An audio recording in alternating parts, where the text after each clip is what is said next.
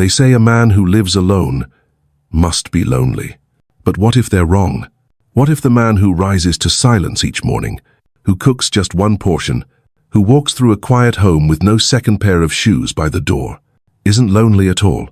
What if he's finally at peace? You see, the world doesn't know what to do with a man like that. They call him strange, broken, abandoned. They whisper, he never found someone, as if love were the only measure of a life well lived. But here's what they never ask. What did he find?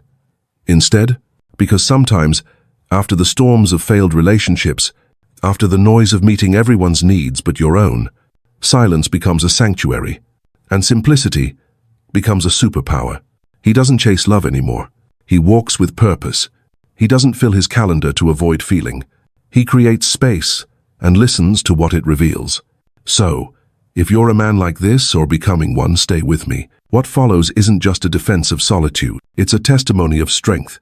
And maybe, just maybe, it'll help you stop apologizing for the peace you've earned. There's a difference between being alone and being lonely. And mature men, especially those who've lived, loved, and lost, know that difference in their bones. See, loneliness is a hunger, a hollow ache, a reaching out in the dark, hoping someone will reach back. But solitude, is a full cup, one poured slowly, quietly, and sipped with reverence. This man doesn't rush through mornings anymore. He doesn't wake to chaos, to a phone buzzing with unmet demands, or moods he didn't cause, but somehow had to fix. Now, his alarm clock is the sun. His schedule, written in stillness. He brews his coffee not in a hurry, but with presence. No one criticizes the way he folds his towel. No one questions why he eats in silence. The kitchen is clean not because he's trying to impress, but because order brings him peace. And he walks slowly now, not because age has weakened him, but because he's not chasing anything. Not affection, not approved, no permission to be who he is. And that, right there, that's the part most people never understand. They think he's been left behind. That a man eating alone at a restaurant, or reading a book at a park bench, must be waiting for someone who never showed up. But the truth? He's not waiting for anyone. He's finally arrived. His home is quiet, and he likes it that way. There are no passive-aggressive sighs. No tension is simmering just beneath the surface. No tiptoeing around feelings that refuse to be spoken aloud. Just air, space, stillness. The shoes by the door are his. The books on the shelf are ones he chose. The space in the closet isn't empty, it's deliberate. Freedom, not vacancy. He doesn't keep an extra toothbrush just in case. Doesn't wonder what she'll think of his bedsheets or his routines. He's not decorating for someone else's taste anymore. He's not adjusting his preferences to avoid arguments. And most importantly, he's not performing. Not for attention, not for love, not to prove that he's worthy of staying. That need dissolved. It took years, maybe decades, of people-pleasing, of shrinking parts of himself just to avoid conflict, of bending until he almost forgot what it felt like to stand tall, of trying to earn peace in relationships where peace was never offered, only borrowed, and always at a cost. So, no, he's not bitter. He's better. Because when a man finally realizes that he doesn't need someone else to complete him, he becomes dangerous in the best possible way. He stops settling. He stops apologizing. He stops reaching out to hands that only held him halfway. And he learns slowly, patiently, that stillness is a gift. He doesn't miss the chaos. He doesn't long for passion that burns too fast and leaves him colder than before. He doesn't need someone else to narrate his worth. He already knows who he is, and who he is whole. Not because someone chose him, but because, finally, he chose himself. Not every man who walks away is running from love. Some men, wise men, are walking away from danger, not the kind with sirens and red flags, but the quiet kind, the emotional erosion, the kind that looks like love from the outside, but drains a man slowly until he forgets who he is. He knows that danger now. He's lived it. He remembers being in rooms where he couldn't speak freely, not because he had nothing to say, but because everything he said was twisted, used, thrown back. He remembers smiling when he wanted to scream, saying, "It's fine," when it wasn't, carrying blame for things that were never his to carry. He remembers shrinking, not because she asked him to, but because peace always came at the price of his silence. He became a master of adapting, adjusting himself to her moods, managing tension like a diplomat, hoping that if he just got it right, she'd stop needing to test his love. But the tests never ended, because no amount of proving is enough for someone who's already decided you're not enough. And so, he stopped proving. That was the beginning of freedom. Because once a man sees the pattern, the manipulation hidden behind charm, the control masked as concern, the disrespect disguised as jokes, he can't unsee it. He used to think love meant sacrifice. Now he knows.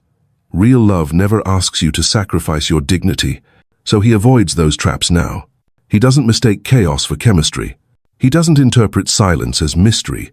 He knows it often means emotional immaturity. He's no longer seduced by potential. He's lived long enough to know that who she is now is who she'll be tomorrow. He doesn't fall for the fantasy of being the one who finally saves her. He's not a project manager. He's not a therapist. He's a man, and he deserves peace. So when drama knocks, he doesn't open the door. When someone flirts just to feed their ego, he lets them starve. When words and actions don't align, he doesn't chase clarity, he walks away. He's not cold. He's clear. And that clarity, it took years to earn. It came through heartbreak, through years of emotional labor that drained him more than any job ever could, through nights staring at the ceiling wondering, is this what love is supposed to feel like? Now, he knows the answer. Love doesn't make you question your worth. It doesn't keep you guessing. It doesn't require you to abandon yourself to feel accepted. So he doesn't play games anymore. He doesn't tolerate mixed signals, delayed replies, or power plays wrapped in perfume. He doesn't chase emotionally unavailable women, hoping they'll one day open up. He knows, if she wanted to, she would. And if she doesn't, that's enough reason to leave. Because his peace isn't up for negotiation anymore. It's sacred, earned, protected. Some people think he's too picky now. They say he expects too much. But what he expects is honesty, mutual effort, real intimacy, not just physical closeness, but emotional presence. And if that's too much to ask, he's perfectly fine, asking no one. Because the man who's been burned doesn't sit close to every fire. He warms himself with the sun now quiet, consistent, and never asking him to prove he deserves warmth. He lives alone, but his life is anything but empty, because solitude, when chosen not forced, becomes a container for purpose. You see, this man isn't drifting. He's not filling time to numb the ache of missing someone. He's not distracting himself with hobbies just to forget her absence. He's focused not as a coping mechanism, but as a calling. There's something powerful that happens when a man no longer centers his days around being needed by someone else. He begins to ask questions that once got buried under busyness. What am I really here for? What does my life stand for when no one's watching? And most importantly, what will remain when I'm gone? Those questions don't scare him anymore. They shape him. They sharpen him. They wake him up before the sun rises, not with anxiety but with clarity. He starts his day not with noise, but with intention. Some mornings, it's scripture. Other mornings, it's silence. Sometimes he walks. Sometimes he writes. Sometimes he just breathes deeply, slowly, because no one's rushing him out the door. This is where men rediscover themselves.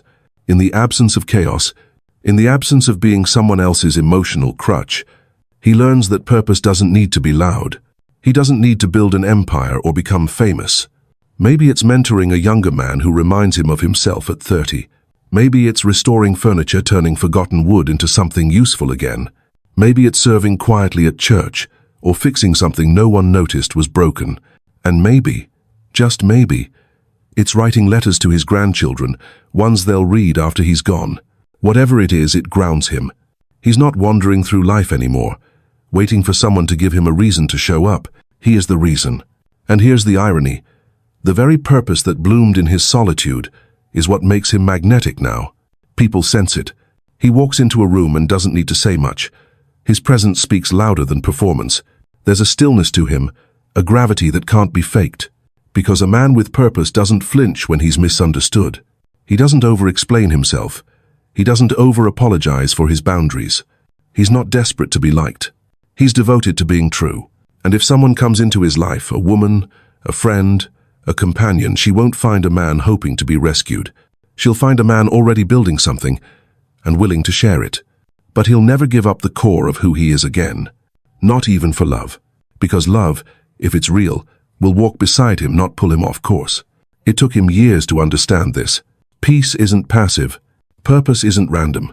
Both are decisions made daily and guarded fiercely. And now, he doesn't waste time on what doesn't align. He doesn't chase what doesn't match his mission. He doesn't offer access to people who don't understand the value of what he's become. So yes, he lives alone, but he wakes with fire, walks with focus, and ends each day with the quiet satisfaction of knowing he is exactly where he's meant to be, doing exactly what he was made to do. And for the first time in a long time, that's more than enough. There's a kind of strength that doesn't show up in muscles. It doesn't announce itself with loud opinions or big gestures. It doesn't need applause, and yet, it shapes everything. It's the strength of waking up without an audience and still choosing discipline, of making the bed not because anyone will notice, but because you will. It's found in the small, repeated acts that no one claps for, the clean dishes, the organized shelves, the intentional mornings that begin with stillness, not screens. This man doesn't need motivation anymore. He has rhythm, he has order, he has rituals carved into his bones not because someone else demands them, but because they hold his soul steady. There was a time when everything in his life was reactive. He lived in emotional storms, always trying to guess her mood, anticipate the next argument, fix what was never really broken. Now, there's quiet. Not emptiness, not boredom, but peace. Predictable, grounding, clean. And within that quiet, he's gotten strong. Because when you live alone, there's no one to distract you from your thoughts. You can't pretend. You can't perform. You can't hide behind someone else's chaos. You sit with yourself. And that sitting, that stillness, it's where the real work begins. He's faced his regrets. He's replayed the moments he failed not to shame himself, but to learn. He stopped blaming others for the pain he helped prolong. And that level of honesty, that's strength. It's strength to forgive a father who never said, "I'm proud of you." To let go of a woman who never really saw him not for revenge, but for peace. It's strength to admit, "I lost myself trying to be what someone else needed." And then to slowly, patiently, become who he was meant to be all along. This strength, it doesn't need company. It doesn't need noise. It's built in solitude. One breath, one choice, one boundary at a time. He doesn't numb anymore. He doesn't escape into distractions or shallow entertainment. His evenings are simple. Maybe a book, maybe music, maybe a walk through his neighborhood, hands in his pockets, mind clear. And no, not every day is easy.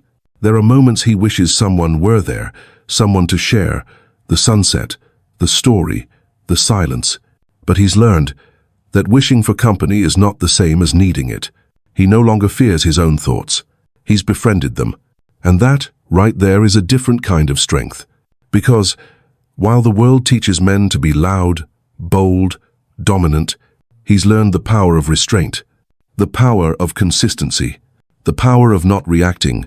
You see, a strong man doesn't always raise his voice. Sometimes he just raises his standards.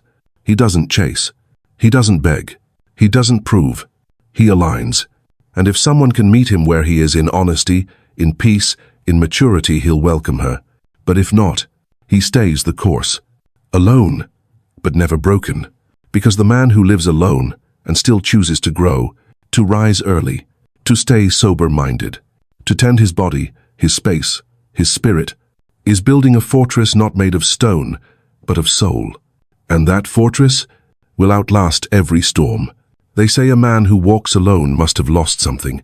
But what if that man finally found everything? Because here's the truth few are willing to say out loud. Not every man who chooses solitude does so out of defeat. Some do it out of awakening. He's not bitter. He's not broken. He's not hiding. He's aware and more alive than he's ever been. You see, the man who walks alone isn't avoiding love. He's avoiding noise, avoiding performative connexion, avoiding shallow partnerships where he has to shrink to fit. He used to think being chosen was the goal, that if someone loved him, he must be worthy. Now, he knows he was worthy all along. He just didn't need to be chosen to believe it. There was a time when he gave too much, too fast, hoping loyalty would earn him security. It didn't. It earned him exhaustion. And now, he's learned, love, if it's real, won't need to be bought with overgiving. It won't punish silence. It won't weaponize closeness. So no, he doesn't fear women. He respects them, but he respects himself more. And with that self-respect comes discernment. He no longer asks, does she like me? He asks, do I feel like myself when I'm around her? He no longer hopes she'll stay. He watches how she behaves when she thinks he's not watching. He notices the little things now not because he's paranoid, but because he's learned the cost of ignoring red flags. He's not impressed by charm, not interested in emotional roller coasters, not tempted by validation. He's grounded. He's slow to speak, slower to react, and almost impossible to manipulate. Because the man who walks alone has made peace with solitude, and that makes him immune to desperation. Women may wonder why he doesn't chase, why he doesn't text first, why he seems content, almost too content, without anyone by his side. And the answer is simple, because he's built a life that feels like home, even when no one's visiting. A life filled with meaning, with order, with softness and strength. And if someone comes along, she'll have to add to that peace, not threaten it. She'll have to earn his presence, not demand it. She'll have to meet a man who doesn't need her, but who might choose her if she's truly ready for something real. And if no one comes, he won't crumble, he won't spiral. He won't question his worth, because his life isn't a waiting room. It's a sanctuary, and in that sanctuary, he's raised the standards, not just for love, but for himself. So let them wonder. Let them call him cold, distant, unapproachable. Let them say he's too picky or too quiet. He knows the truth. He's not cold, he's calm. He's not distant, he's focused. He's not unapproachable, he's simply guarded with intention. Because after years of bending, of performing, of proving, he's finally chosen peace over pressure, solitude over confusion, clarity over company. And in doing so, he's discovered the rarest kind of strength. A man who walks alone and doesn't flinch, doesn't doubt, doesn't chase, just lives fully, freely, and finally, on his terms. If this feels like your journey or the journey of a man you love, drop a comment below. I walk alone, but I am not lost. And share this with someone who's learning to find strength in solitude, because the world may never understand why we walk alone, but we do. Not because we gave up on love, but because we stopped giving up on ourselves. Subscribe for more wisdom like this, grounded, honest, and made for men who've lived enough to finally know what really matters.